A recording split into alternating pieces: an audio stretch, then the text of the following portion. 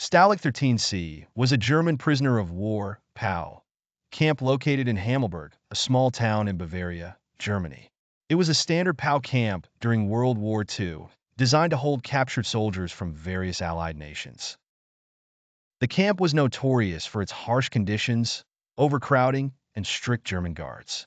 It housed mostly British, Canadian, and American prisoners, many of whom were soldiers captured after failed attempts to fight or escape the German forces.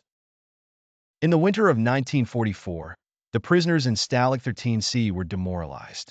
The war had been dragging on for years, and the odds of an Allied victory seemed uncertain. Morale was low, and the POWs were desperate to escape the clutches of their captors. But they knew escape was nearly impossible. The camp was surrounded by a high barbed wire fence, watchtowers, and heavily armed German guards. Any attempt to flee would surely end in failure, or worse, execution. However, the indomitable spirit of the prisoners refused to be crushed. They began to plan in secret, determined to outwit their captors and seize any opportunity to escape. The seed for escape was planted in the mind of Lieutenant Colonel John D. Jack Ives, a Canadian officer who was among the POWs at Stalag XIII C. Ives had been captured after the battle for Normandy, and while in captivity, he quickly realized that the only way out of the camp was to escape. He quietly began organizing a network of men who were willing to risk everything to break out. They were aided by the camaraderie of the Allied POWs, who shared everything from food rations to escape plans and even their own skill sets in order to make the impossible happen. By early 1944, the escape committee had begun taking shape. They were made up of a diverse group of men, including British officers, Canadian soldiers, and American troops. Some were engineers, others were skilled at creating forgeries, and some were experienced in tunneling, skills that would prove invaluable.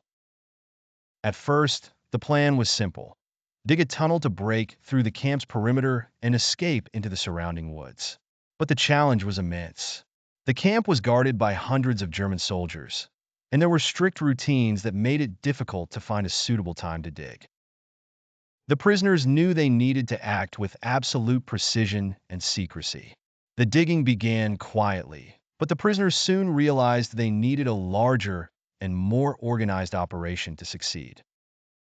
It was decided that the escape tunnel would be dug under the cover of darkness, in a corner of the camp that was less monitored by the guards.